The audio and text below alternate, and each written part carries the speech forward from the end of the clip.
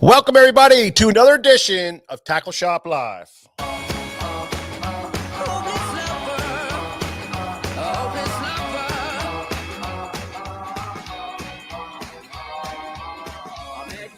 Sunny day. Right there, you took my breath away. What's up, Tim McSee? Was it just a dream? Scott Lockoff, how you doing? The next day, WB Jones is in the house. Larry Shope. Chris Benninger, what do you say, Chris? Charlie Esterly, what do you say? Charlie, how are you? Please tell me your love is real. You make me smile when I think of you. If I am down or when I am blue, I can't get enough.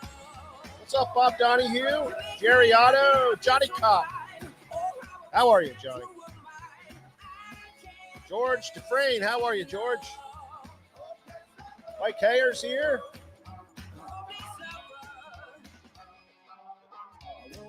Man, we were catching all kinds of big fish on the river, man. That river's on fire right now. The fall bite is happening. Things have been going great. Dale Matiera, how you doing? Dave Schottlemeyer, how are you, Dave? Conway, what up, brother?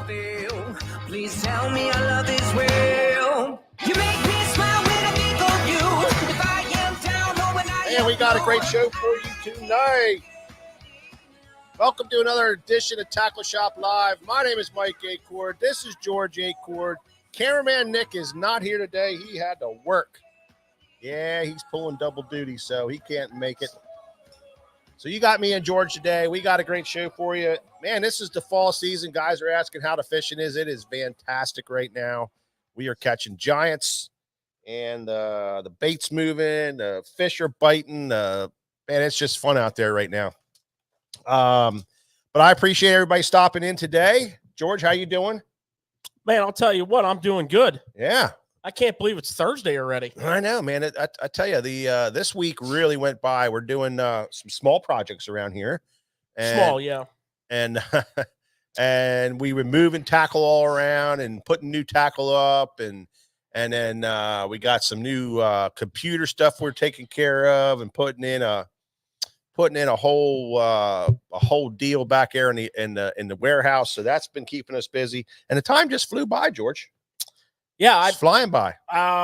Before you knew it, man, yesterday we were both surprised it was Wednesday. So, but you know what? Yeah. It's Thursday again. Yeah. And that's how we end every Thursday. Yeah. Tackle Shop Live. Well, Charlie, we have a great collection of rain suits for you, so we can definitely take care of you there. Can't wait to see you. Dean Resch is in the house. Brian Edmonds, how you doing? Matthew Weimer, how you doing, Matthew? Good to see you.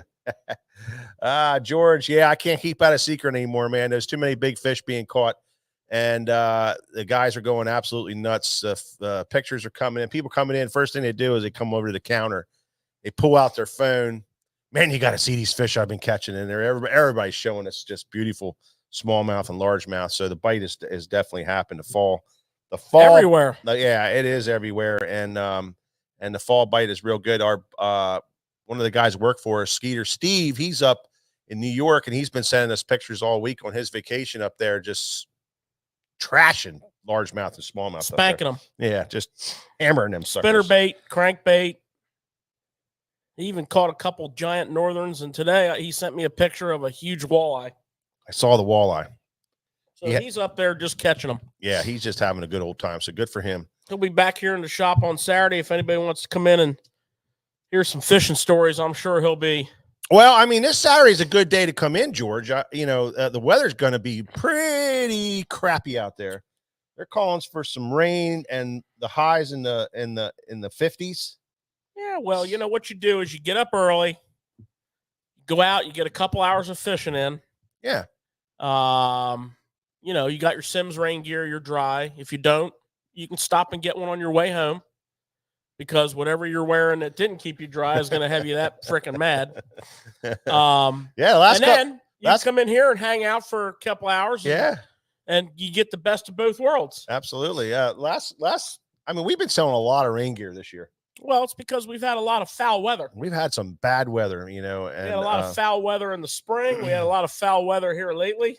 We sell the Sims lineup of gear here. We carry the Contender, Challenger and the CX. Yeah, the Challenger and the CX suit, and no matter what you're looking for, we got you covered. But you know, we've tried it all. Really, honestly, we've tried all different types of brands and all different types of rain gear. And in the last several years, when we moved into Sims, it really changed up our game. We're dry, we're comfortable, we can fish in all the weather.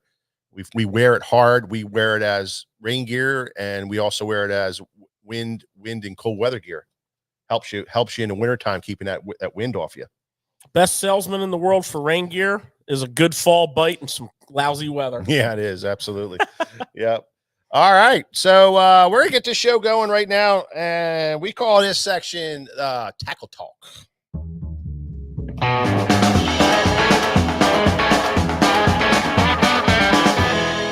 Hi there, Mike Reinhold. How are you doing? Mike Fink? Yeah, baby. Mike Fink was I guess fishing, talking about the kayak tournament, and yeah, we had a bunch of guys in from the kayak tournament. All right, George, what do we got, man? What do we got new? What do we got hot we want to talk about today in our Tackle Talk section? We got a couple things for you here. I'm going to start off with the newest Respect Series color from Megabass, mostly because it came in today. Yeah, you were breaking that thing out, man. You walked back and said, here, have one of these. Yeah, I actually think it came in yesterday, but we only got to it today. Yeah. So we have Midnight Bone. Thing's bad to the bone. Take that up there. All right. So Midnight Bone is the most recent Respect Series color. And once that camera gets focused up there, you'll see it's got that dark, cherry belly, kind of translucent, fading to a black back with that, fine bone pattern on the sides. You'll notice the lip on that 110 also carries that, as opposed to a clear lip. It's got that same, dark cherry lip. Really good looking bait. Have no idea how it's going to be for catching fish, but boy, it's going to look good in your collection. I'm sure it's going to catch fish. Haven't fished it yet. So Midnight Bone, which is actually PM Midnight Bone, and we have them in the over Rev Crank, the ORC, which is a wake bait, which, by the way, in the world of wake baits, this one holds its own ground pretty good. You can crank it real fast. It's a true wake bait. You can put rod tip down and get it to kind of bulge the surface a little bit. So it's available in this color, and we have it in Pop Max. We have it in Pop X. Of course, 110. That's standard for the Respect Series colors. Have it in Giant Dog X. A black top water can be pretty awesome. And the little Griffin, BFS Griffin. You remember I don't even know if it's been 2 months ago, we introduced that whole BFS line from Megabass. And one of the baits was the SRX Griffin in the BFS. So they make that little color in that little Griffin. So that's new. as of today. As always with the Respect Series colors, we don't even bother putting them on the website. They sell out pretty quick. So, you can give us a call or you can stop by and get yours. We have a decent amount. Yeah, you guys been coming in, Jerry. I seen you today. You got yours picked up, and we appreciate that, brother. Every now and we still have some of the leftover of the of two of the other Respect Series. The last one I think was like a perch color looking one. So there's a couple of them here yet you guys can pick over and check out. Okay. Next up, and this is pretty cool. This is the new Daiwa Fuego spinning reel. This one you want to pay attention to if you like to get a big time bang for your buck. Man, this thing's sweet. It's always been a sweet reel. If you're looking for a spinning reel without breaking the bank, but this thing is loaded. So this baby has got it all. This is they start at $109.99. It's the new Fuego LT series of spinning reels. They go from a little 1,000 trout size all the way up to a 6,000 saltwater size. There's a 1,000, there's a 2,000, there's a 2,500. Mike's showing you the 3,000. There's a 4,000, a 5,000, and a 6,000.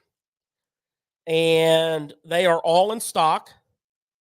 Like I said, they start at $109.99. But this thing is loaded. This is a Zion body, and Zion is a material that Daiwa's been working with for many, many years on some of their higher end reels. It's like a carbon and like resin material. It has virtually no flex. And they can actually substitute it for where an aluminum body would be, because it has just no flex to it. Very, very light. So it has the Zion 5 body. It has the new Air Solid bail wire. So, Daiwa for many, many years was known for their tubular bail wire, which was a phenomenal design. Yeah, very strong. Very strong, very resistant to bending. Now they have a new wire, and they're calling it Air Solid. It still has that same geometry that has proven to carry the line over on the roller. And they have a carbon drag washer. They call it the automatic tournament drag. It's a carbon drag washer with some sort of a drag grease on it. Very, very smooth. It has a really good, and actually the old version of this reel had a very good drive gear. The DigiGear that you read about in Daiwa. Very good, machine cut gear. This is the new Tough DigiGear. So it's the next evolution of the material. So very good drive gear. You're not going to get that grindy, gritty feel, a couple years down the road. And what's the price of that bad boy? They start at $109.99. Wow. Wow, that's a great buy. The bigger ones, the 5,000s and the 6,000s, are a little bit more, but they're big saltwater reels. Yeah. So a lot of features. You got something that you don't see on the lower price Daiwas. The main bearing on the main spool shaft, where the spool shaft goes through the body. So your spool shaft, is what strokes the spool up and down. Where that goes through the body, they use a mag sealed bearing. So, Daiwa's mag seal is a magnetic oil. So the inside of the bearing, not where the little balls are, but on the inside race, not the inside diameter, there's a bead of magnetic oil in there. And it is attracted to the shaft of the spool shaft, and it bonds around it. Yeah, seals off that water and stuff from pulling down inside the reel. Yeah, and it's friction free. Yeah. So Pretty cool technology. yeah, they usually use it on a line roller bearing, and they usually use it on the main shaft bearing, and on the higher priced reel, that's where you'll find them. For $109, they have it on the main shaft. It's a proven technology that they've been doing for a while now. Yeah. And it gives a nice seal. It's not like you're going to have like high pressure water being thrust into that, that oil, because I'm sure it would push its way through there. But yeah, it's a really good seal for keeping out, anything that can finally make it to that point. Yeah. And different companies, seal that in different ways, but that's, a point of drag and I don't want to say smoothness, but that's a point of like a little bit of resistance in the operation of the reel. So there are really different companies have different ways of solving that problem. Mm-hmm. Daiwa does something pretty unique with magnetic oil. That's really cool. That's really a cool idea. And when they first came out with it, it blew everybody away. They had this little thing that we had here where you could see how it actually worked on the reel. It was like a glass tube, and you could see how the magnetic oil was attracted to the metal in there. It really kind of opened your eyes to what it was actually doing. It was actually a full seal, but without any friction. That's the big thing. What's the difference between a 2500 and a 3000? Is it just the spools or? It's not a huge difference on these reels. You can actually see a diameter difference in the spool. So it's larger in diameter. You can actually, like, most of the Daiwa 3000 spools are much larger in diameter. This one here is clearly slightly larger in diameter. But it's not much of a weight difference. Not big. Not much of a weight difference. Yeah, I don't even know what it would be. I mean, these reels are so light. Yeah. Larger fluorocarbons, if you throw a little bit heavier fluorocarbon, or little heavier braid, and you need a little bit more reel, maybe a little bit more drag. I guess that's the drags are basically the same. Are they? Yeah.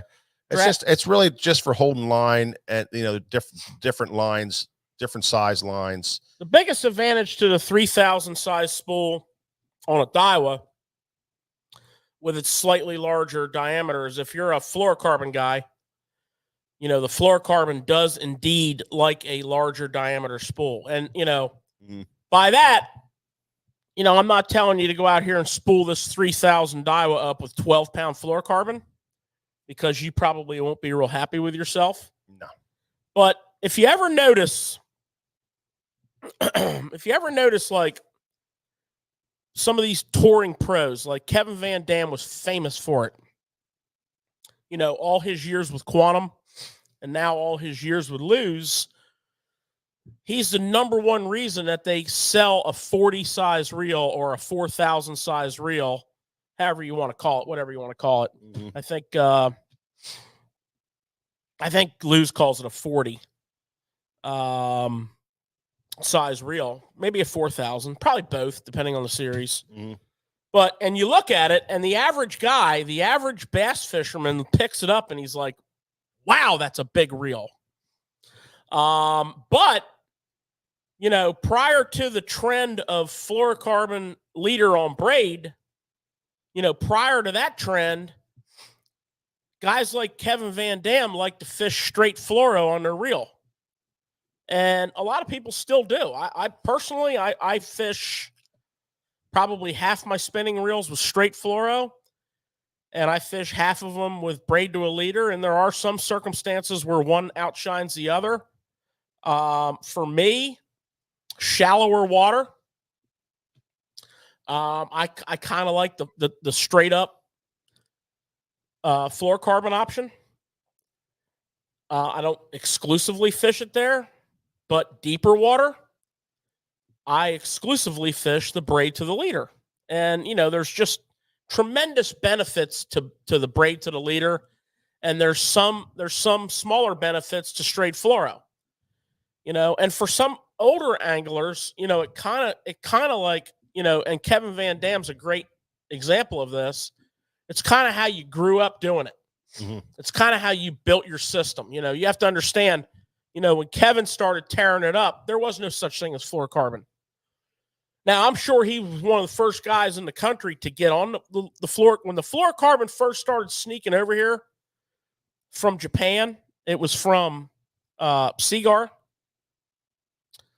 I'm sure he was one of the first guys to get on it because he was always pushing the tech edge to make himself a better fisherman. But my point is that larger diameter spool really handled that line better. Fluorocarbon does not like to be wrapped in small diameters. So, when you look at that diameter difference, it's slight, but it is bigger. Yeah. Some of the other 3,000 Daiwas are noticeably bigger. Mm-hmm. If you look at some of the specialty reels from Shimano, like they have an Accents 4,000 Accents with a big diameter spool, super shallow. That's an awesome fluorocarbon reel because it's a super shallow spool. You're only going to put on there enough to fish. You're not going to have a ton on there for backing. And it's specialty that way.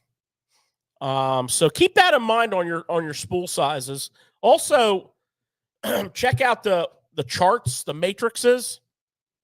If you go on our website, sfttackle.com, and you are looking at a reel and you scroll down the page, Matt has a nice chart laid out there with all your data, and, scroll through there and look at the inches per crank. We talk about this all the time. Mm-hmm. And one of the benefits of a 3,000 size reel that has a bigger diameter spool is it has a little bit more inches per crank because you're actually wrapping that line around a bigger diameter. So they might both be 6:2 to 1 gear ratio. But that 3,000 will be taking up a little bit more line per crank, and they might have the same basic drag in them. Yeah. But the 3,000 washer is bigger in diameter, so it'll always have a little bit more drag. Yeah. Not that that's like it's not a big critical. thing. Not a big thing. When a reel says it has 25 pounds of drag, okay. I mean, we're bass fishing with it. Yep. So I'm sure we're not using 25 pounds of drag. Not at all. But we have it should we decide to put 25 pounds of drag on one of them son of guns. Yeah. So that's the Fuego, the new LT, and it's kind of confusing because it looks just like the old LT. It really does. The old one was a Fuego LT. This one is a Fuego LT. Same color pattern. Yeah, it's kind of confusing. It's really easy to buy the older Fuego LT. Not that there's many of them left out there, but for the price basically being the same, I think they went up $10. The new reel with the new drive gear and with the new drag washer, worth the price of admission right there. Absolutely. We'll see how that bail wire holds up. It looks really tough to me. And, that's really important because bail wires take a beating on spinning reels. Yep. I can't tell you how many times somebody brings a reel in and the bail wire's like angled down like this and they're having problems operating their reel. It's the Achilles heel of the reel. It really is, and just taking the time to lay your reels right on your boat when you're running, bail wire out, that'll save the bail wire, but it helps. But every now and again you got to send it. Sometimes you got to send it. And you're so busy focusing on we've done it. The water that you don't really realize if you looked at your reels and your rods, they're not just up there enjoying the ride. You might have strapped them down perfect, but they're not going to stay that way. Yeah. Yeah. Yep. Yeah, so that's what I got for you guys and gals tonight. I got the new Fuego. I got the new Respect Series color. And, we're going to keep it short on those two items. I got some good stuff for you for next week. Oh, yeah. And I got 2 baits in today. I'm just telling you right now. I'll give you a clue. One of them is a top water, and one of them is a swim bait. Right? And that's the only clue you're getting. Well, stay tuned. Stay tuned because they're going to break here pretty soon. So next week next week on the show we're gonna do those as part of our tackle talk section. Well, this isn't tackle talk, but this is something new, and not really new, but kind of new. Is we got the new River Rat hat back in stock. This is a pretty cool design by Epic Eric, and we're doing a collab with him. And the last one had a green and black, and now we did it in a gray and black hat. And this is the Pro Flex hat, so it's a real awesome hat, adjustable in the back, but then also has the stretch in it, so it's really super comfortable. But the River Rat hats are back in stock. They're going like crazy. You guys can see that pretty decently, but they're going like absolutely crazy. So if you want those, they're not on the website, just call the shop here. We'll get you squared away with that. And we have quite a few still, but they're going real quick. Okay, Jason Shea's in the house. What's up, buddy? All the cool kids wear that hat. That's right. Cool kid. Southern Jersey Bait Reviews. How are you? And Amy Lynn Brown's in the house. Jeff Reed's here. Kevin Carpenter stopped in. How you guys all doing? Tim Maynard, how are you? Jeff Reed. And I think Ed Renoski's here. He had a question too about what lines we're using on our reels in fluorocarbon, and most of George and I's stuff right now is 6 and 8 pound test on our full spools, just because of the way we're fishing. So Michael Bradley, how's everybody doing? That's tackle talk for the night, and we're going to move right into our topic for the night.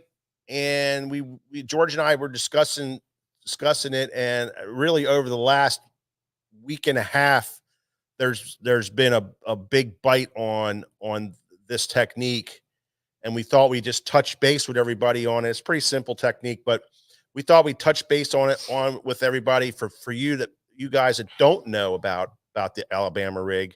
We're going to get in depth with it. We're going to show you how to rig one. We're going to show you what baits to throw on it, the types of jigs we use for it, the rods, the reels, the whole 9 yards. So we're going to get into that right now. And this is the A-Rig conversation. I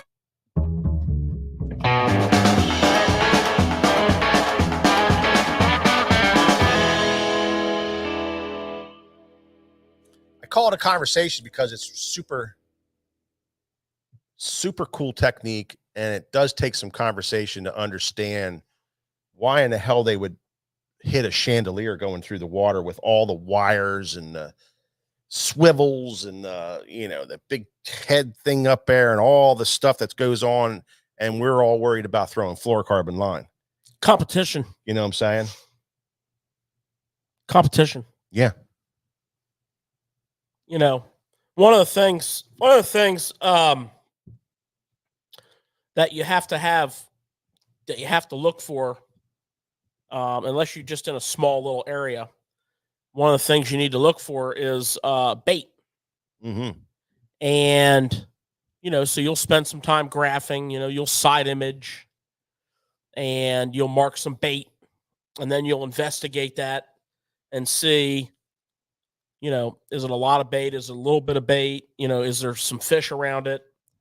And there's a whole pile of ways to catch those fish. I mean, we talk every week on the show, we talk about, everything from, Demiki rigging to, 6-ounce swim baits and everything in between. And those are all great techniques, but in the fall of the year, not just the fall, but particularly in the fall, when the bait is on the move, there's a couple scenarios. One is you find a mother load of bait, which is not usually a really good situation. If you have like a creek arm and these, this time of the year in a lot of the country, the bait's starting to push into the creek arms. Farther north you go, the farther back that migration is. But some of these lakes have so much bait, particularly lakes with gizzard shad. Mm-hmm. Or if you go a little farther south, threadfin shad. And it's just like an unbelievable amount of bait. Well, a good way to combat that is either throw something really big and gaudy or throw a big A-rig, because you are appealing to that competitive nature of, the attack. And that's where the A-rig absolutely shines. It's the greatest thing that was ever invented. And it's funny, Mike, because if you remember, the A-rig became public knowledge at an FLW tour event in which Paul Elias pretty much just... Gunnersville, wasn't it? I don't think it was. He's fishing his bridges. Remember, he fished underneath the bridge? Yeah, I don't think it was Gunnersville. But he pretty much just dominated. Yeah. I mean, not even dominated. Just, the typical September, we just spent a whole month talking about the challenges that most Septembers bring. And this tournament was no different. And he had this A-rig that a local guy had given him. And after like a couple days of just the same old practice, he pulled up on this bridge that had all this bait on it, tied this thing on, threw it in the water, and it was like fishing with a net. It really was. It really was. He was whacking them, man. Whacking them. And then I think he went on to the next tournament. Well, I mean, if you remember, it was so effective and so just powerful. It's just like all this talk now about forward-facing sonar and, and with social media, the littlest statement gets just blown out of proportion. Well, BASS, Elite Series, and Opens, they banned it. Yeah. They banned the A-rig, and they have yet to allow it back. I think Paul Elias actually fished that tournament and won it. And then there was a tournament the very next week or possibly 2 weeks later that he fished it. I think he won that one too. I think it was a different series, might have been a bass series then. And I remember them buying the A-rig out of the back of the trunks of this guy's car. These guys were, like they got to have them. So they were trying to buy them, from this guy, and he was selling them out of the trunk of his car. And then I think after that's when things started going really sideways, and Bass banned it. But they banned it, I think, more because of different state regulations. Well, maybe back then they banned it because it was just... Well, it was overreaction. It was the A-rig is going to ruin bass fishing. It's going to destroy fisheries. Fishery managers are going to have to really get a handle on this. Yeah. And, to this day, different states have different regulations, which is something that you need to, I'm sure most of you are aware of. If you're a tournament angler, you need to pay attention. Yeah. Well, if you're a tournament angler on that level, you need to know all the state regulations. Well, it depends. I don't know why it depends. If you fish the BFLs, if you go back to our A-rig department, there's BFL A-rigs back there. Those are BFL legal. And they comply with every state there is, because they only have 2 hooks on them. Yeah. 3 dummies and 2 hooks. Those are called BFL A-rigs. Yeah. So if you're a BFL angler and you fish with their rules, two hooks, you're good in every state. Yeah.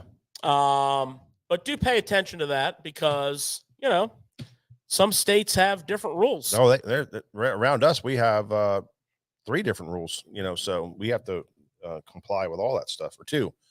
Pennsylvania, and I think New York has 5 hooks. I think Maryland has 2 hooks. Jersey, I think it's 3. Jersey could be 5, but there's all kinds of these rules that you have to worry about. But I think my biggest thing with that was, they did overreact to it big time, but I think it was a lot of it had to do with the DNRs saying, well, whoa, wait a second, we only allow this many hooks to be fished, and then there was confusion on that for different tournaments, and then they didn't, nobody really knew. Pennsylvania came out right away and said you're only allowed to have 3 on there, and that was like that for a while, and then they said, forget it, you're all right, you can fish 5 on it. So, well, they had a meeting up at the headquarters there. They have some wonderful meetings up there. They have some staff up there that really has their pulse on the situation. Yeah. And yeah. So just keep, pay attention. They used some of their wisdom and came up with that meeting there. I know. But just pay attention to your laws, so you know what amount of hooks you can use. Now, just because you're only allowed to have 2 on there, it's not the end of the world, because even with 5 hooks on your rig, the center one, and we'll get into this, the center one seems to get more bites than anything, or a few on the bottom, the ones on the bottom. So, if you have 2 and you have 1 out to center and 1 on the bottom, chances are you're going to catch that fish. I got news for you. If you have 2 jig heads on an A rig, yeah, both of them are going to be the bottom. Why? Because the weight's going to rotate. Not necessarily if you have the dummies on there properly. But the jig heads are heavier than the dummies. Well, you can make it work. The center, it will work. It'll work quite well. The center one, is always going to be center, and it seems to be the one that they hit the most. Yeah. They do. I agree. Yeah. I agree. I mean, I just know you get a lot of bites with it. For the competitive reasoning that we went over. And I know you got to be around bait. You got to look at bait. You got to find bait. Just keep on graphing. Don't bother wasting your time until you mark bait. Yeah. Unless you're fishing a real small area that just, holds fish, because it's a real small area and you can make a few casts and cover it. We're not talking about that. We're talking about going out and finding, process number 1, what to look for: bait. And then once you find that bait, you can start throwing your A-rig in that general vicinity. But it gets a lot more involved than that. It gets a lot more involved with that. With today's electronics, you can really pinpoint and target your casts. Your side imaging, if you graph that area real well, you can get a good lineup on, where the fish are holding. So you're targeting those casts in that area. Forward facing sonar, you can really dial that in. An A-rig shows up on forward facing sonar really well, so you can track it the whole ways back, which is helpful in controlling the depth of it. And it's just a dynamite technique. Now, it is a little cumbersome to cast. And we get asked questions a lot, like a setup. We get asked a lot of setup questions. We get asked a lot of, I want to fish, X amount of depth. How heavy of heads should I put on my A-rig? And that's a great question.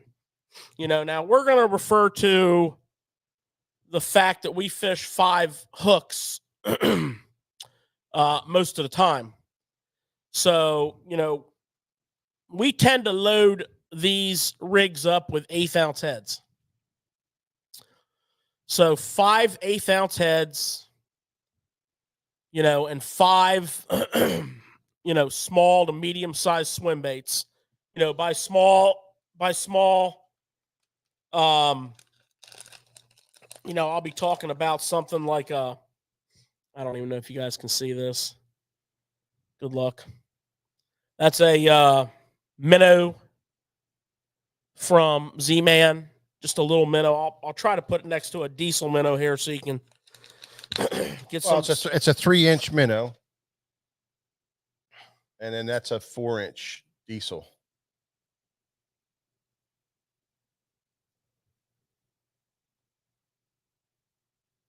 Yeah, you can see it.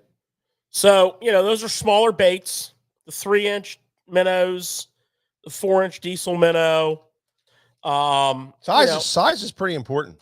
And you load that up on 1/8 ounce heads, and you can fish, down to 15 foot of water, no problem. Yeah, no problem.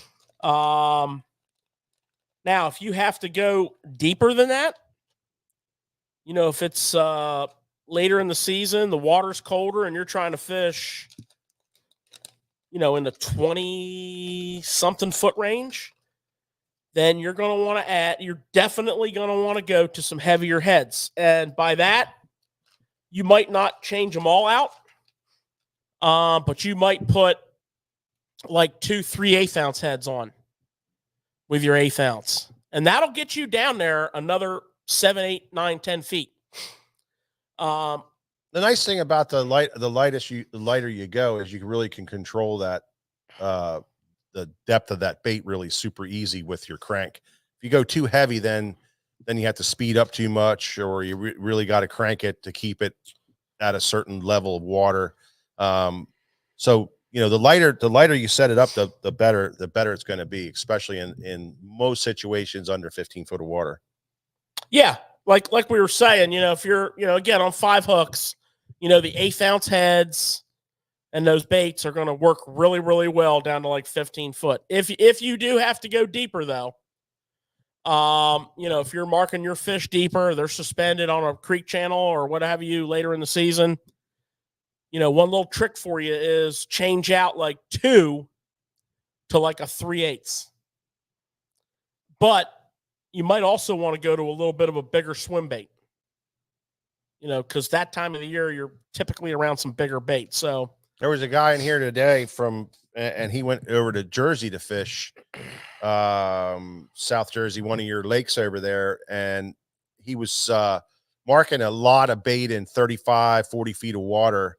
And he just put on his kayak. He put on a forward-facing sonar, so he was messing around with that, and he started seeing these wads of bait out there, right towards the bottom of a drop-off.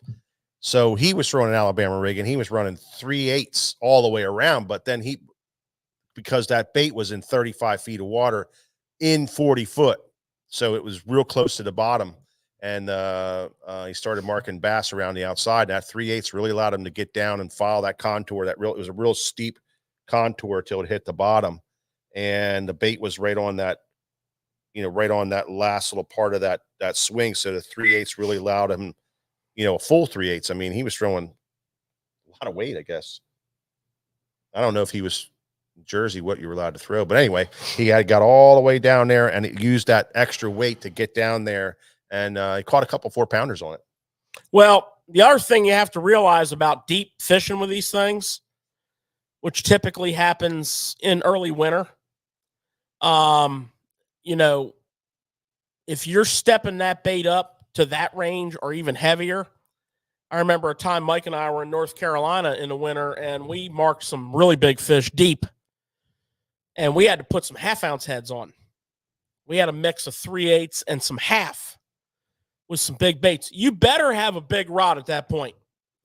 Yeah. If you don't have like a 8 foot or 7-11 extra heavy rod at that point, you're going to be lobbing that bait. You're not going to be able to really launch it. You're going to be lobbing it out there. Mm-hmm. But fortunately, for about 99% of our conversation and 99% of our rigging life, we do not rig like that. No, but it's important to know that there's options, that it's not just a mid, a 15 footer or shallower presentation. That's the only reason I mentioned it, because you can fish this thing pretty deep and Oh yeah. and do very well with it. The main purpose of that little discussion was to try to give you an idea of, for us, Yeah. if you want to get into that deeper range, what you should do. Yeah, absolutely. And my recommendation to you is to put 2 3/8 ounce heads on. Just change out 2, and that will get you down into that 20 to 25 foot range, no problem. Mm-hmm. You need to go deeper than that, then you're going to have to go to a couple bigger heads. Yeah. But most of the time, you won't be doing that. You'll be fishing, in the 0 to 15-ish range, and 1/8 ounce heads work great for that scenario. So that's kind of most of the time.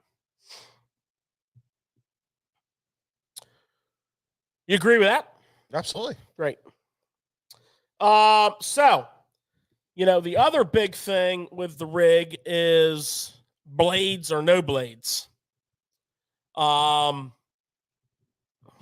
There's no hard and fast, in my opinion, and my amount of time with them, there's no real hard and fast rule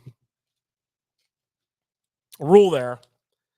I would even say, in my experience, that probably have had equal or slightly better success in the long haul without blades. But the times that I needed blades, it was critical. Like, if you're fishing 2 guys in the boat, it's real easy to figure out if it's a difference maker. And the couple times that it was a difference maker, it was a difference maker. So, generally my rule of thumb is I'm going to have one of each rigged up. I like Mike and I fish a lot of the Picasso rigs. They really do make one of the finest A rigs on the market. They have a real heavy duty swivel built into the head. What I really like about them is the wire. They use a brown wire. These arms, they just kind of come out of the package. And they just kind of spring open. You can tweak them a little bit and make them a little bit of a bigger profile simply by just bending them out a little bit. Another feature I really like on the brown wire is it's incredibly durable. It doesn't get all twisted and kinked up and bent up like so many other wires do. Also at the bottom here, there's a little collar. You can actually take your pliers and slide that collar up the arm, opening this up so that you can drop another swivel on. So you're not having to, put a split ring on there and then attach your snap swivel to the split ring. They use a really nice Duo-Lock snap, which I really like. I really like the Duo-Lock snap. I think it's one of the stronger snaps out there. Yeah. And I've never had one fail on it. I get super long life out of these Picasso rigs. They are primo rigs. And if you're looking for some advice on rigs, check them out. They come in 3 different sizes. This is the little finesse size. For size purposes, here's a junior, and here's the finesse. Probably kind of hard to say. Probably kind of hard to say, but there's a big size difference there. I don't know if you can tell. You can see it. You're doing a great job. And then there's the full size rig, which is really hard to see the difference, but you'll notice the arms are a little longer and you can get a little more spread with that. This one without the blades is the standard, what they call the schoolie rig. If it has blades on it, they call it a schoolie rig bait ball. It comes in junior, finesse, and original. Both kinds come both ways. And the bladed ones come in silver, gold, or copper. So, I mean, Whatever you want. if you want like an insane A-Rig box, you can have an insane A-Rig. I really like the standard size and the junior size with and without blades. And I always go to the silver blade. And, you know, like I said, if there's two of you on the boat, you know, fish one with and one without. If you're fishing by yourself or if your partner's not throwing an A-Rig, you know, experiment back. If you're on fish, if you can see fish, you know you're around fish, you're on fish, and you're not getting the results, switch. It wouldn't be the first time that I've seen going, you know, from blades to no blades or vice versa really make a big difference. Yeah. So that's kind of that. Wait, I don't know if you said that right. There has been times where blades made a huge difference, and there's also been times where no blades have made a huge difference. Yeah, but not always. No, it's not always, but I've seen it. I've seen it night and day. Absolutely. And you know, since we're talking about the rig itself, George, let's explain a couple of things. You know, when you take them out of the pack, they're already kind of sprung they're kind of sprung down a little bit. So you can take this wire and you can bend it. So this is, you know, relatively, I don't know if you can see it, but it's relatively a diameter about like that right there. So I could take this bait and I can pull these wires out and really spread them and bend them and pull them and drop them down to make a real, now the size is much bigger. Your diameter is much bigger now. So I've honestly, I think this is, you know, the wider the school of baits, the better it is when the fish aren't really super aggressive. You know, I think if the fish aren't really super aggressive and there's a lot of bait around, you could open this up a little bit. This is more natural. The bait isn't tight, but when they're swooping through the schools and they're busting these schools up, as a school of pack smallmouth would do, you'll see little small schools of shad breaking off all over the place. There'll be little small schools of shad. That's when I like to squeeze it down and really kind of compact it and make it more tight, because that's what you're seeing. You're seeing these little small schools going all over. And I think it looks a lot better. And there's been many times where the diameter had made a difference in the bite, in the wires themselves. So, you know, don't be afraid to bend them out and make them real spread out and real wide. And don't be afraid to make them tight when the competition is fierce and they're out there just ripping through them and busting your school up, and you've been catching them on it for a while. You might want to try before you leave to squeeze it down a little bit, and you'll get a couple more bites out that way also. I've seen that many times. Yeah, that's definitely something that we've picked up on a few times in our fishing, where that bigger stance really made a difference. Hey, a big stance really makes a difference. And then, you know, also squeezing it down and making it real tight, that's also made a difference. So that's a lot of playing you can do with the bait before you even get to the jig, you know, putting the jig heads on and then talking about all the different baits that go on there, because it's as much to it as that. We talk about it all the time in here. You want to give a little bit of consideration to your jig head as well. You know, you're fishing a fairly heavy rod, you know, heavy to extra heavy. You're fishing heavy line. Generally speaking, a 20 to 25 pound line, either a fluorocarbon or a mono. Not real big on the braid. So you don't want a really light wire hook. You want a good quality, you know, either Gamakatsu or Mustad, you know, a black nickel hook. On the smaller baits, like the minnow and the diesel minnow, I really like the Dirty Jig. This is their guppy head. You could also go with the Matt Allen tactical bass head, which is basically a little bit bigger hook on the 1/8 ounce. It's really important with the hook, George. You said it there. You guys got to make sure that your jig heads have a really good quality hook in it. This is not when you want to just put on your regular standard ball head jig, with a regular eagle claw or Mustad regular wire, bronze wire. You need a Gamakatsu hook on there, or you need a black nickel Mustad. You need a strong hook on these jigs, because you will catch giant fish on this, and because of the rods that you're fishing, and the line, the 25 pound test line, and the rods that you're fishing, you will straighten those hooks out. You will absolutely do it, and you'll be very, very frustrated. So make sure it is an absolute must that you use a really high quality hook. Yeah, and pay attention to the keeper on that hook. Like, this is a Squadron swim bait head from Strike King. So this is an 1/8 ounce standard Strike King Squadron head. Spectacular A-rig head. Has the conical keeper on it.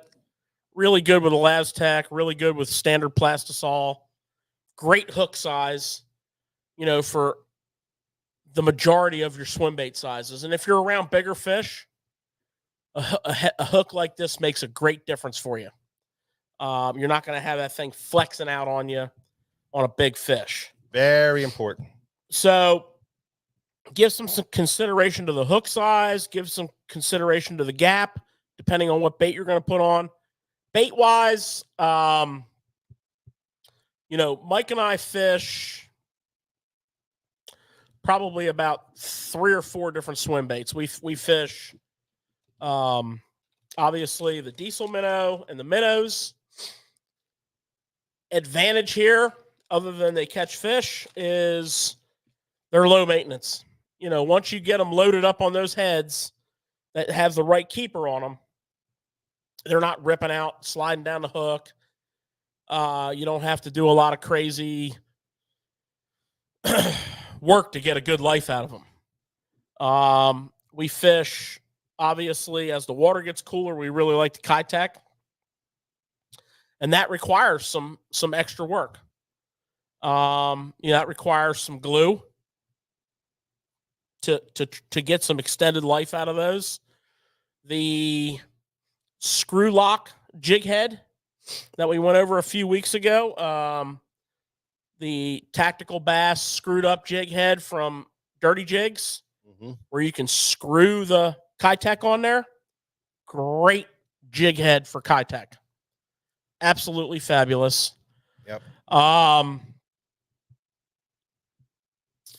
The Reaction Innovation Little Dipper, Skinny Dipper, the Strike King Rage swimmers, they're a little more durable. And you can use them with or without the screw head. A little touch of glue will help. But, these things take a beating. These fish slam these baits. And they do take a beating. You are going to go through some baits, because you're going to catch a pile of fish on this thing. So make sure you give some consideration to that jig head. I know I do really well with the ones I mentioned. And you get a lot of mileage out of them. You get a lot of mileage out of a set of jig heads on there. It's there is that scenario of snagging the A-rig, which can be a little expensive. Yeah, that's a problem. It's a problem. But if you do a lot of A-rig fishing, and also if you do a lot of deep cranking with expensive crankbaits, this bad boy, the Fraybill plug knocker with the big spring on the end that you literally kind of thread into your snag, as you're putting it in there. This thing extends out to 15 feet, push button. You just turn that little collar right there and slide it out. And this is an A-rig getter backer. Yeah. And, between 1 or 2 A-rigs and 1 or 2 of your best crankbaits, you're making money. Yeah, we don't really carry it with us until it's A-rig season, and then we don't leave home without it. yeah, you gotta have something to get them out because A-rigs are till all said and done, man. You might have $25 thrown out there every time you're slinging this thing. So back in the day when we first started throwing A-rigs, we threw it on 65-pound braid and we got them back. We got them back all the time. We'd straighten the hooks out and get them back. But now you gotta, throwing fluorocarbon, 25-pound, 20-pound fluorocarbon. Sometimes you can straighten hooks out, but you're going to have a chance of breaking that off. So that's when that pole comes out, man. And I tell you, 2 A-rigs and you're making money after that. You're making money. Yep. It's nice to have it during A-rig season, especially if you're going to sling a rig around a lot. And if you're fishing some shallower water, you're going to hang it up. Now, if you don't sit there and violently jerk on it and further worsen your situation, usually you can pop it or you can troll to the other side of the snag and get it back. But if you're just sitting there jerking on it and wedging it in there more and more and more, you're not doing yourself any favor. So if you get snagged, first thing, don't jerk on it. First thing, try popping it. Try the old boomerang technique, popping it. Because you're getting a little recoil there off that line, off that stretching that line. And if that doesn't work, troll to the other side of it. And a lot of times you're going to get them back. But if you get it in a piece of wood or a bad snag like that, that's when you get that fray bill pole out and start making some money. So that is a little tip for you there. Yeah. Another little tip for you on A-rigs before we get into like fishing them and rigging the rods and what have you is storing them. They're kind of miserable to store. And what I've been doing with them, and I love this, works awesome. I use these Daiwa Tactical View lure covers in the extra large size. And these things are fantastic. What I do is I rig up a couple of A-rigs ahead of time. You don't want to do this out in a boat. This is 5 jig heads, 5 swim baits. And, you can take your rig. You can kind of squeeze it together. You can kind of put it in there and just sort of zip it in there. You can actually put 2 of them in here for storage in the boat. Throw them right in your rod locker. Throw them right in your tackle locker. You can rig them on your rod, and this will go around the rod, right around the rod. And the A-rig won't attach itself to every other rod in your boat. This thing is great.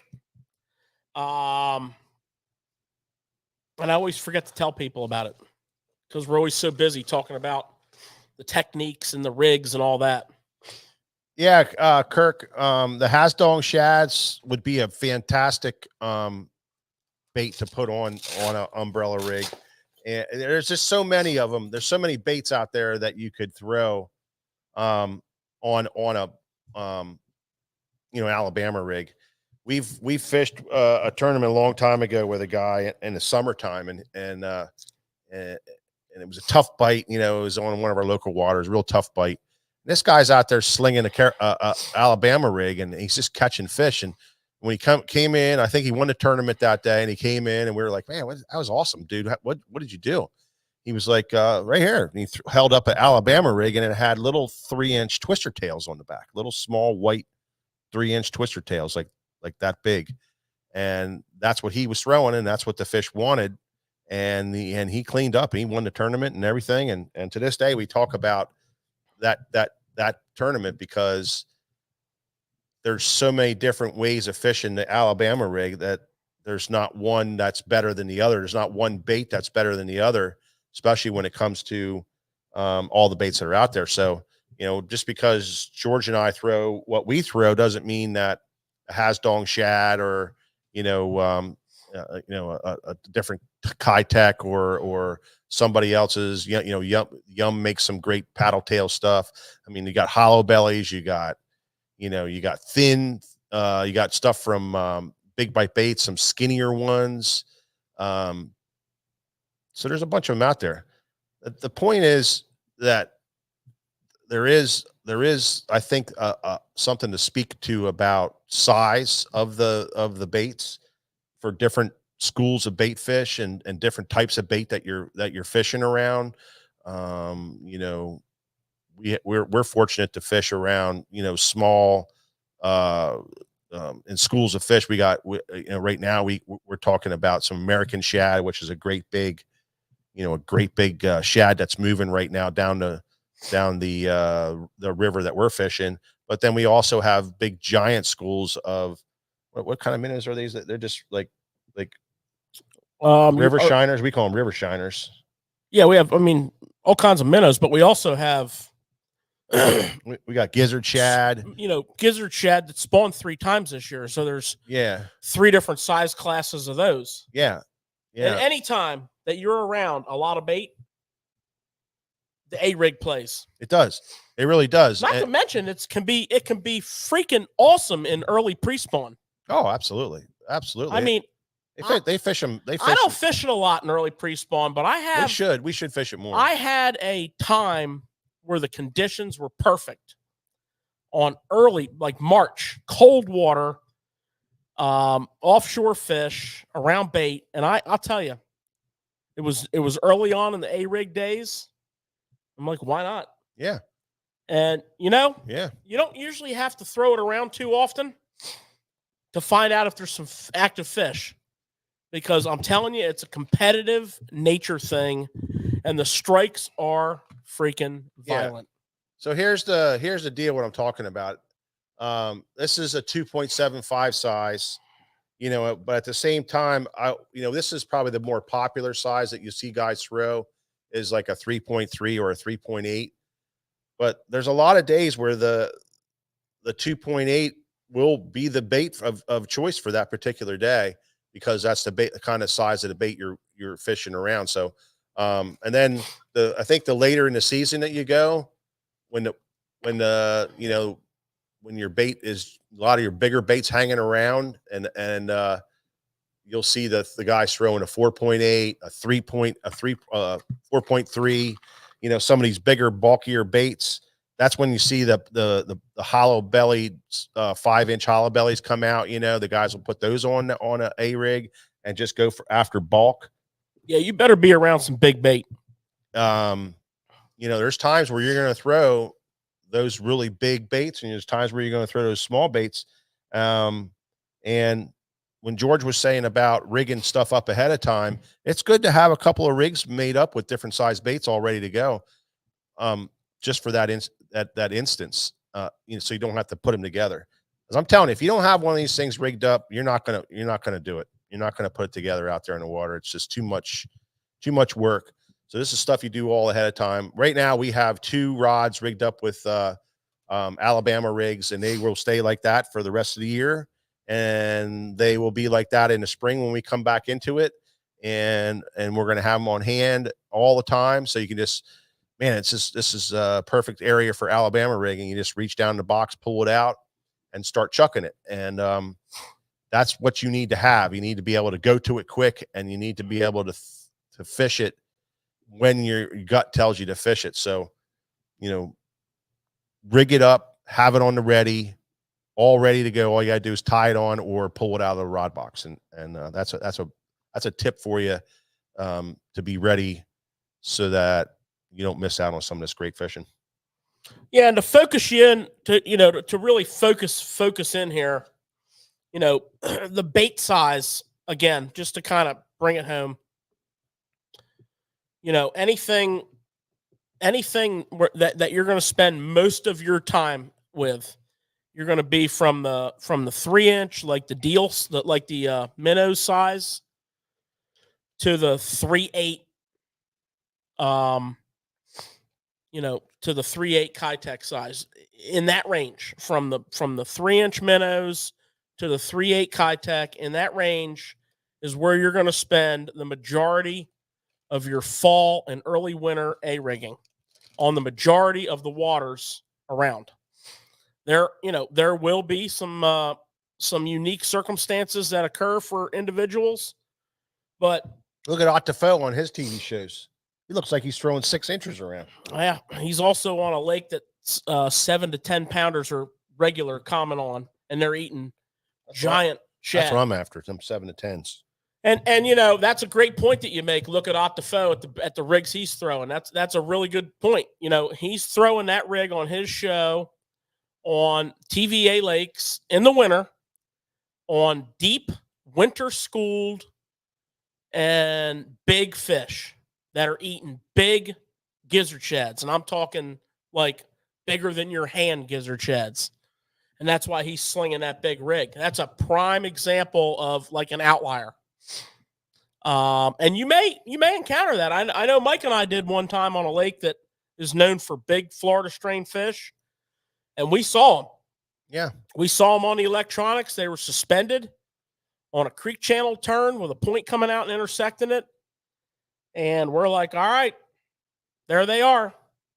They're big. And we rigged up 4.8 Kitex on 3/8 and half-ounce heads on an A-rig, and it was like surf casting a mullet head. That's bad.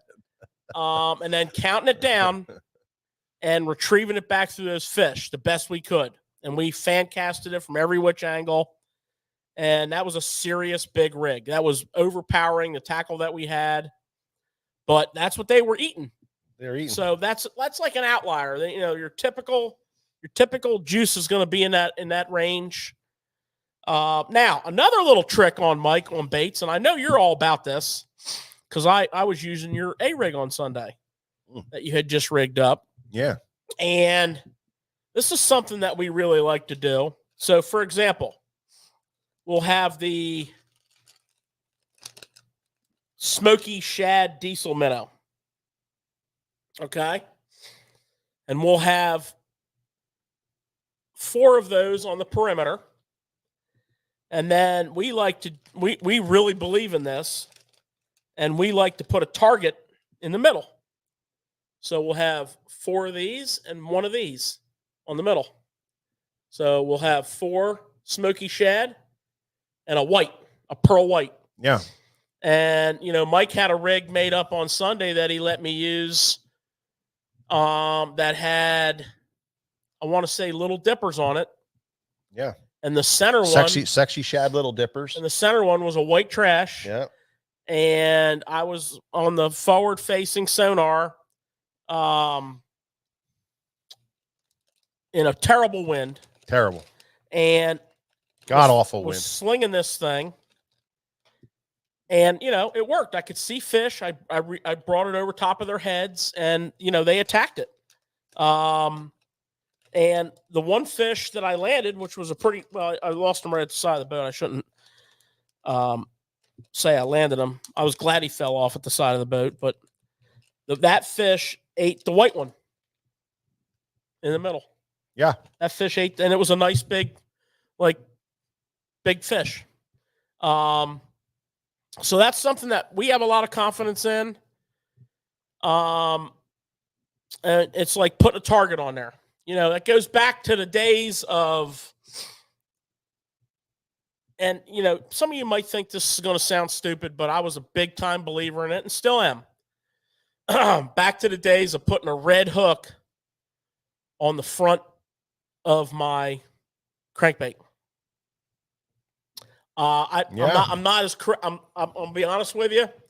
I'm not as crazy about that now as I used to, but there was a time. Mm-hmm. And I believed it. Yeah. It's kind of like, I don't think it's 100%. It may not even be a percentage that's worth talking about. Yeah. But it can't hurt you. No. And there are times when it's a big deal, kind of like scent.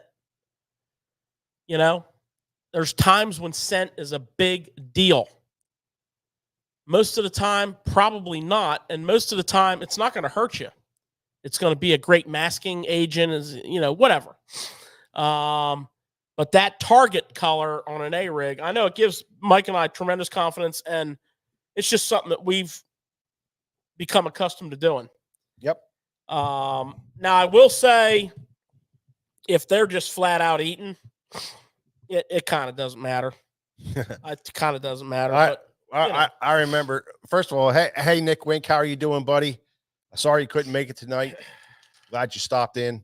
Funny story. George and I were fishing a wintering hole somewhere, and we were just wrecking them. I mean, we were catching so many fish, and at that particular time, we were throwing Kitex because the water was really super cold, and we were going through Kitex like it was going out of style. But we were doubling up, swinging fish in the boat, and I look back, and George is picking these things because we were running out of them. He's picking them up off the floor, and he's threading them on his jig heads and spinning them around. And he had, I think, 4 different colors. I had 5 different colors. Five different colors on an Alabama rig. And I'm like, what are you doing? He's like, I don't know, man. We're running out of these things. I'm just going to use these up. I'll see what happens.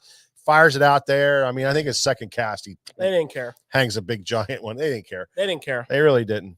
So there's days like that are the ones you remember, and you'll have those types. A lot of those days like that on the Alabama rig. It's just it's a phenomenal rig. And I like it also because I can fish through an area that I think, based upon my electronics, is holding bait, and I know real quick. And a lot of times in the fall, you're locating whole schools of fish. Yeah. It's not uncommon to be fighting that fish in and see 3 or 4 or 5 of his buddies with him. Yeah. It's not uncommon to catch doubles. No. So, yeah. Now, actually throwing this thing, fortunately, the rod that we use for our A-rigging doubles up other purposes. And that's what you want. You want a rod that you can get a lot of use out of. And usually you can throw a swim bait on your A-rig rod. Mm-hmm. And usually you can punch grass with your A-rig rod. So you have, a lot of options. I do a lot of swim bait fishing with my A-rig rod, and I also punch a lot of grass with my A-rig rod. I use flipping sticks. I use Loomis and Shimano flipping sticks, and I use one of my swim bait rods. I have an 8-foot extra heavy X-Pride, which is a swim bait rod, but I'll throw an A-rig on it. And I also use 7.5 4-power flipping stick from Loomis. Yeah. And those rods work great. And if you look around your favorite brand of rods, you'll find one. We sell a fair amount of the Bama rig rod from iRod this time of the year because it's an awesome A-rig rod, but it's also a nice swim bait rod. Yeah. And you can punch grass with it. And there's tons of those kind of rods out there. Yeah. We had a question earlier from somebody, and I don't know who it was, about, what rods do you use? You can for all the A-rigs that we're talking about up here, we're not jumping around from rod to rod to rod. We're kind of using the same rod for most of it. Even the finesse one, that is up here. When you get 5 baits on there, and the head seems to be a little different on that. It's even like a little heavier head on there. It's heavy. It's still heavy. You're still going to throw that thing real easy on that 7.5 foot flipping stick. Now, maybe an extra heavy 8-footer would be a little screwy with that thing, but yeah. But that flipping stick, I make sure I never throw that finesse. Yeah. But this one here, you can throw on that 7.6 heavy flipping stick all the way up to a full size, your full size rig, especially the way we do it here around us, very easily on that rod. And then, it's a rod for everything else too. So is it bad to have 2 of those rods in your lineup? No, not at all. There's times where you want 2 different Alabama rigs rigged up at all times, and one with gold blades, one with silver blades, or one with these color swim baits and one with this color swim baits, or one with 4-inch swim baits and one with 3-inch swim baits. So, you're always going to want to have those rigs, and at the same time, you could use them for flipping and pitching and dragging big football jigs and a lot of other things with that 7.6 heavy action flipping rod. So Great for swim bait fishing too. and great for swim baits, throwing, all the way up to that 3-4 ounce swim bait. I mean, no problem. They can handle it. The other thing I give some consideration to is the reel. And I like a full size reel for this. Well, do you want to show the rods that we pulled out there first before you get into the reels? Or Kind of mentioned them. So read some of the specs on them. yeah, well, Let's some get of these some rods, specs. some of these rods specs, like iRod specs, Yeah. his specs are crazy. This one's not too far off. 1 to 4 ounces, 50 to 70 braid. I mean, So what is that? That's the iRod. that's the Bama Rig Special. Yeah. Super nice rod. Good. It's not real super long. Well, that's 7-Eleven. Is it 7-Eleven? Yeah. Yeah. But it's got a very like forgiving, like sort of fast, sort of parabolic bend to it. So it's really nice for loading up and casting heavy things. Wouldn't you say that the right rod makes casting those things a lot easier? All the difference in the world. And if you get too fast in the tip, it's really hard to throw them. The biggest problem I see with people who want to try A-rigging is they start off with too light of a rod. Yeah, And the rod does not handle the weight of the rig. So therefore, they're not really casting the rig as so much as they are like lobbing it out there. And when you can cast the rig like you mean it, it's a whole different feeling. If you're trying to, like Sunday, I was trying to punch this rig into the wind a good distance. yeah. I had my scope set at 80 feet and I wanted to see it hit the water at 80 feet. And it was blowing like 25, 30. And I was casting straight into the wind. And, that rod I had, no problem. I hear it in here all the time. Guys are like, man, I hate throwing that thing. It's so hard to throw in my gear. Wrong rod. And that's exactly what it is. They say, well, I got a 7.4 frog rod. Yeah. I mean, you can throw an A-rig on it. You're just not going to throw it very efficiently. Yeah, it just doesn't work. And you're just not going to generally like it. Unless you're casting mid-range and catching a bunch of fish, then you'll like it. Yeah. But if you're trying to launch that sucker out there and cover water, the other thing, It just gives a bad taste in their mouth before they even get a chance to really understand it. That's the whole point we're making here. Yeah. The other thing that's important is handle length. And you'll notice on this flipping stick, that's about as short a handle as you want. From the reel seat, that doesn't even make it to my elbow. That's a short a handle. You don't want any handle any shorter than that because you're two-handed casting. And if the handle's too short, you don't have the leverage. And it feels awkward. Okay? This is the 894 flip and pitch rod Loomis. Great flipping rod, great punching rod, great Alabama rigging rod, and I like to throw a swim bait on it too. But you got to be careful on that handle length. Like if this handle was any shorter, this one's out of the pick. No good. Right. Because I want that two-handed leverage. Yep. Now, one that I am anxious to try, but I have to get my salesman to loan me his sample, is the new Spro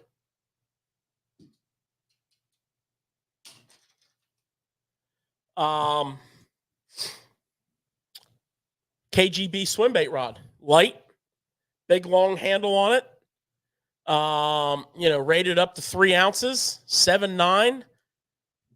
Nice sort of very, very much same taper as the A-Rig Alabama rod from iRod. Mm-hmm. This baby's going to be nice for throwing a rig. Yep. I'm gonna borrow our reps rod and give it a shot.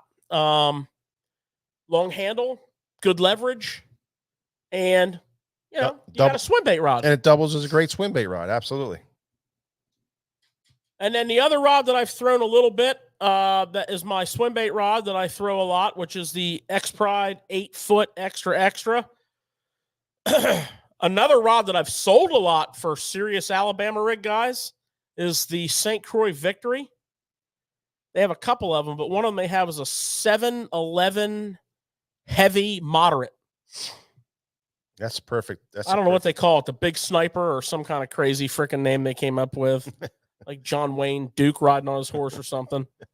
But that baby will sling an A-rig Oh yeah. into next week Oh yeah. and punch some grass. Yeah. So keep that in mind, but also keep in mind the reel. Get yourself a full-size reel. You don't need a 300-size reel. I run a 300-size reel on my swim bait rod because it's my swim bait rod. And that 8-foot X Prod, I run a 300 Corrado on there. Love it for slinging, you know, the bigger glide bait. Love it. And it works nice with the A-rig. But see, that was bought the other way around. That wasn't making a rod do multiple things. That's making a swim bait rod throw an A-rig. Yeah. But like the 150 Tatula, the 200 Corrado, right? A little bigger spool. If you like the Tranks, the 200 Tranks. Mm-hmm. If you're a lose guy, the BB1N Pro, the Super Duty, Super Duty. the the G1 Super Duty, GS Super Duty, beautiful. Yeah. Big wide spool. Yeah. Because what we're going to load this with is anywhere from 20 to 25 fluoro to mono. You know, we have some hardcore A-rig guys that are watching the show that are throwing mono. Yep. I like fluoro myself. Right now, I'm currently spooled up with 25, and it works great. 20 works fine, but those thick lines fill a spool up quick. And when you're trying to make a long cast with a big, cumbersome bait, you want a spool that doesn't dump empty on you real quick. We've talked about that a bunch on the show here. Yeah. It's mechanics. Plus, that bigger reel fits in your hand and feels better on that bigger rod. You know, it's not all about the lightest reel made when you're fishing a 7.6 to 7.11 8-foot rod. You need something back there to kind of counterbalance that length a little bit. So look at some of these bigger reels with the bigger platforms. Those three are great. They're reasonably priced. They're great. That 200 Corrado is actually a DC. They actually came out with that bigger DC for things of this nature. Yeah. That BB1 Pro holds a bunch of line, casts real well. That 150 Tatula, plenty of line. Big spool. So make sure you're matching that up right with what you got. What do you like for gear ratios? You know, I don't know that it's critical. I would caution on going too slow. I'm in the 7 range, 7.2 or 7.3 or whatever the reel's called. Yeah. 6.6, you know, that 6.6 and loose is going to be good for you. Yeah, I like them a little. I like them. Yeah, no slower. No slower than that. Because what I'm learning is with the Garmin is how quickly those rigs sink. Yeah. And you know, between the rod and the little quicker retrieve ratio, I can keep that rig up in the water. Yeah. And that seems to be kind of important. You know, A, we don't need to bang bottom of these things, and B, you know, we want them up a little bit so the fish come up to them. Or if the fish are suspended, we want to stay above them. Mm-hmm. So that's a new learning curve, being able to see the rig coming back through the water and see how you can control the depth with it. Yeah. And you develop a really good feel for that. And I think that 7 range reel really helps with that. At least it does for me. Plus, when I set the hook, I can gather my slack up quicker and get the rod back out in front of me. There's really not a lot of hook setting on that. They usually just slam into it like kamikaze pilots. They definitely do. Yeah. You So- just kind of swing and reel. The other thing we didn't talk about is multiple fish on one rig. Yeah, I mean it's not uncommon. You know, and I mean, I'm just going to say this. It Most of happens. the time, it's 2.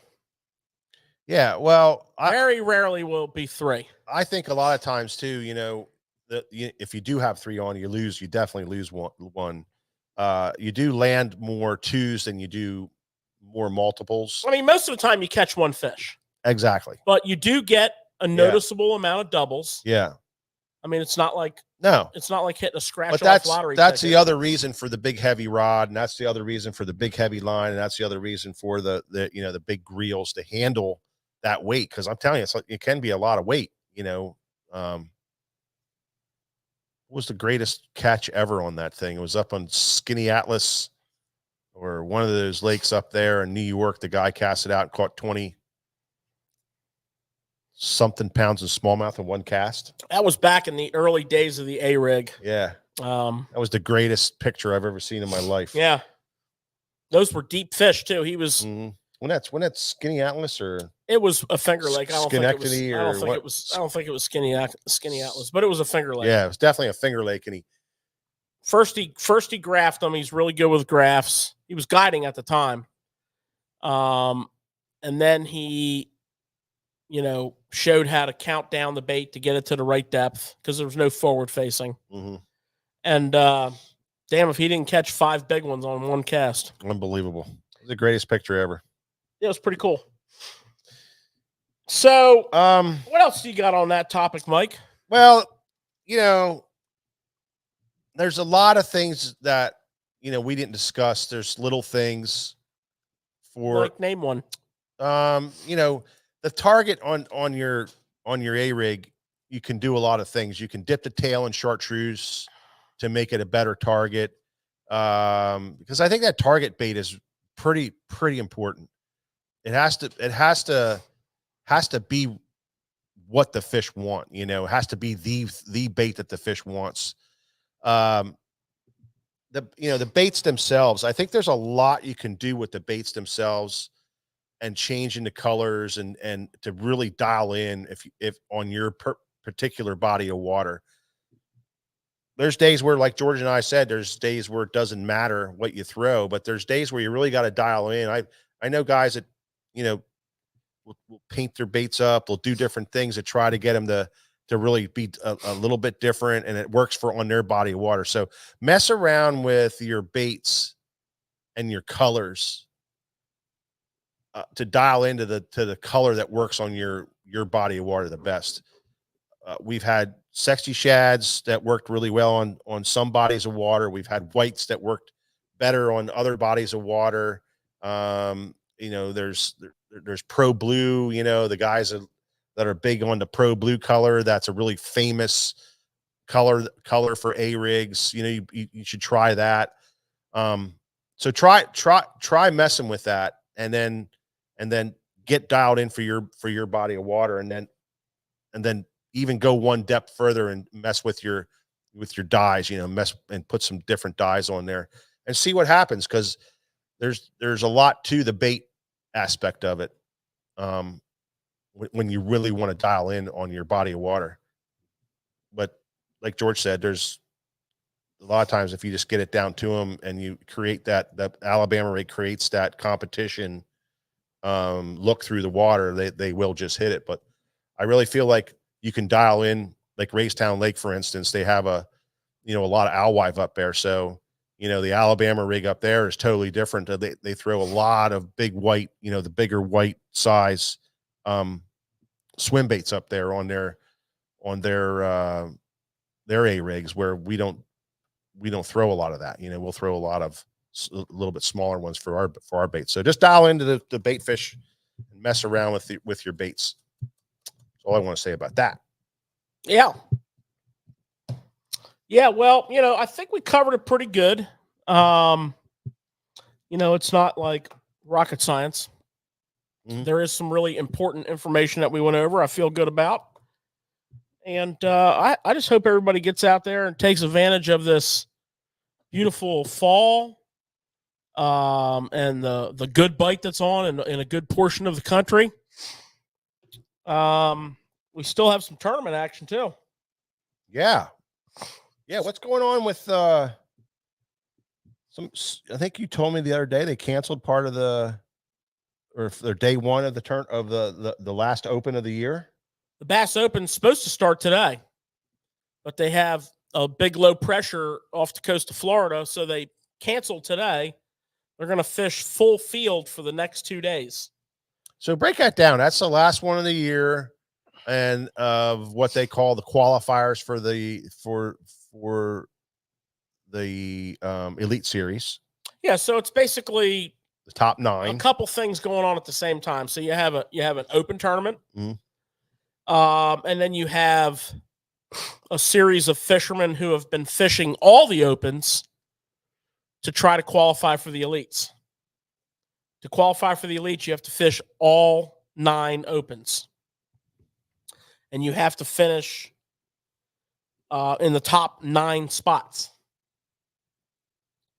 to go to the Elite Series. Now, right now, for example, Bobby Lane is 15 points out of 9th place, but as close as the points are, there's a very good possibility he can jump from 20th to 9th. Plus, one of the guys that's in 5th is already in the Elite Series Pro. So I don't know if they go down to 10th or what. Why wouldn't they? I don't know. I'm not going to say that because I don't know. Oh, you mean he's already Elite Series Pro? Yeah, I don't know. I don't know if that means they're going to go down to 10th or if it's just there'll be 8 of them then. I don't know what their rules are on that. But they're on the Harris Chain, which is 7 lakes. There's a lot of famous tournaments fished on the Harris Chain. It's a lot of big fish. That's a springtime thing for a lot of the openings time of the year for a lot of the series. If you remember a couple years ago, and I didn't remember this, I read this earlier today and it sparked my memory. There was a college series tournament there this time of the year about 3 or 4 years ago. And one of the anglers that was on the team that won it is now an elite angler. And him and his partner set an all-time college 3-day weight total on an offshore shell bar on Harris Lake, Carolina rigging. And I remember watching the tournament. They were just stroking them. So that could happen. Yeah. That could happen. There's been some big fish caught in practice. So it's going to be real interesting to follow that if you're a fan of bass tournaments, the Bass Open. Is that going to be televised at all? The final day will be televised on Fox, on FS1. I'm sorry. FS1, right? But also interesting is starting on the 18th of next week. So next Wednesday is the Bass Nation Championship. And this is a big deal because this is grassroots anglers, federation guys, and their chance to make the classic. Yeah. The top 3 finishers in this tournament will fish the Bassmasters Classic next year. Okay. And, if you're a federation angler, you probably know somebody that's in this tournament. Brian LeClaire, good customer of the store. We're pulling for him. Mm-hmm. As well as several other people that we're following and rooting for in this tournament. Where's that at? That is going to be on Hartwell Lake. Yeah, there was a guy in here today that was leaving for it. There you go. Co-angler. There you go. Pennsylvania co-angler. Well, I'll tell you what. The top 3 at the end of the day when the dust settles go to the Classic. Okay? So do they fish like up to the last day, and then even the co-anglers get a boat to fish the last day? No. No. Co-anglers fishing the co-anglers, and the boaters fishing the boaters. So the top 3, when the dust settles, fish the Classic, which is big. That's huge. But here's something that's cool. 2nd and 3rd place and the top non-boater get their entry fees paid into all 9 Bass Opens next year. Mm-hmm. That ain't no joke. It's huge. If you can take off enough time to fish all 9 of them.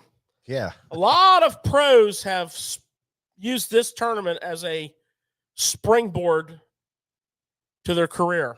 Mm-hmm. Mike Iaconelli, Mm-hmm. Brandon Palaniuk. Yep.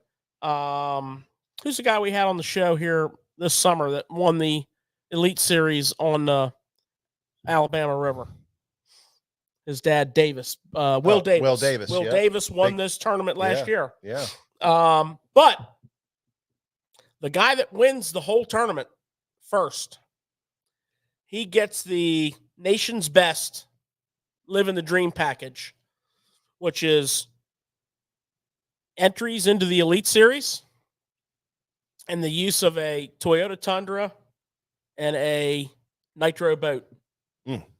And that's pretty freaking cool. That's freaking cool. Yep. So, assuming that the person that wins can do that. So that we're going to have our eye on the Bass Open starting tomorrow. So being here early, make sure you bring coffee. Yep. I like to have some coffee when I watch the Bass tournament. We won't be working tomorrow. Come on in and hang out with us, guys. Well, we got a lot done today. Right. Well, we're not working tomorrow. We're watching the Bass tournament.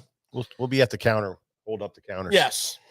And Yeah. then next week, we're going to tune in to see our Bass Nation brothers battle it out. Now, this is cool also with this Bass Nation. There's like 7 countries now. Yeah. Back when I used to fish the Bass Nation, there was like 4 countries. Yeah. And it was pretty cool. So this is a big deal. Excuse me. But, I'm always on the search and always on the lookout for hand grenades. Yeah. And I found some. The first one I have for you is courtesy of the Bass Blaster. I read it on his most recent Bass Blaster.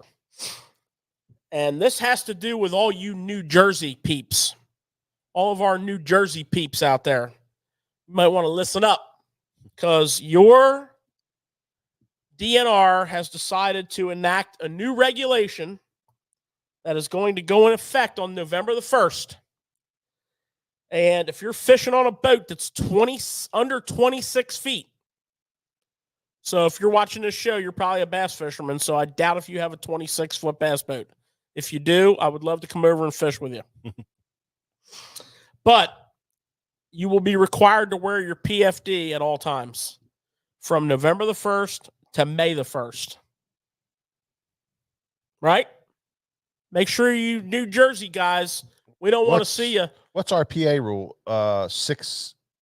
18 foot and under? 20 foot and under.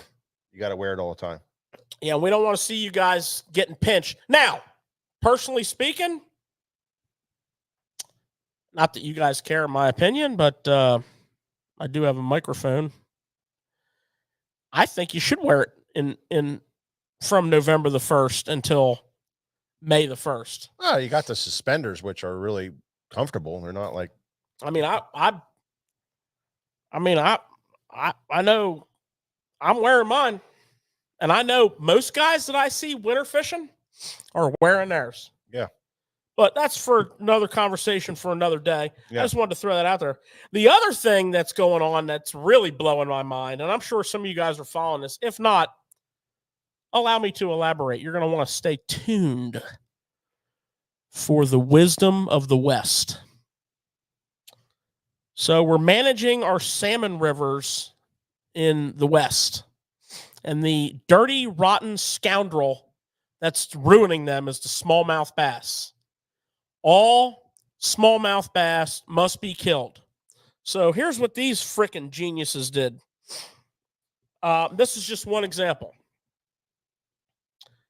On the Miramichi River in Canada, okay, they trying to protect the salmon from the evil smallmouth. So they poisoned the river with rotenone. Now, rotenone is a chemical that kills all fish on contact.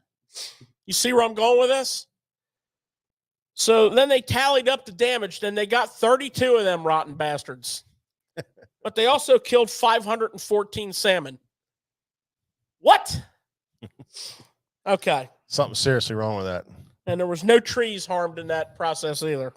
They were all being hugged. So there we go. Killing the smallmouth because of the salmon. You know, kill everything, trying to kill the smallmouth to protect the salmon, because them nasty smallmouth will eat the little baby salmon. Well, you have it. So there you go. That's my books closed. That's all I got for you. What else you got, Mike? I don't have a lot. Other than next week is the 18th, I think. And then the following week, I think is the week we skip a week. I think we miss a show. Well, just to help you with your math, next week will be the 19th. The 19th. That's The close. following, yeah, you're 24 hours off. Yeah. The following week will be the 26th. Yeah, I think the 26th we may have a snafu on our schedule, so we might miss that day. But A hiccup in our giddy we up? might have a hiccup in our giddy up. We're working on a couple of things there. Might fall through, and and we'll be here, but there may be a little snafu. But that's 2 weeks away, so I just want to throw that out there. Oh, for God's sake. So the moral of the December story, the 5th. we may or may not be here on the 26th. Well, the weekend of December the 5th, I know we're not going to be here. Okay. Yeah. What, what about the third week in May next year? Do you have anything scheduled on that week? No. Okay. I'm just throwing stuff out there. All right. Well, Mike, you are one prepared son of a gun. I'm ready, man. I'm telling you. I got it all down on so I'm working on things. I got things going on. All right. So next week, Nick will be back. We hope to have another special guest for you next week. Working on somebody there. And bringing you hopefully another great show. I hope you enjoyed tonight with the Alabama rig. Break them out, get out there. The fish are jumping in the boat right now. So let's catch them 5 at a time if you can. All right. Until next time, we'll see all you guys on the next Tackle Shop Live.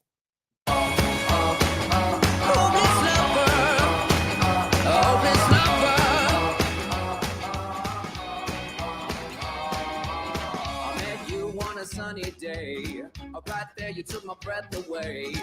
Young and pretty, was it just a dream? The next day you called me up, you told me I'm your little buttercup. You came over and you fell into my arms. Well, I know what I feel. Please tell me your love is real. You make me smile when I think of you.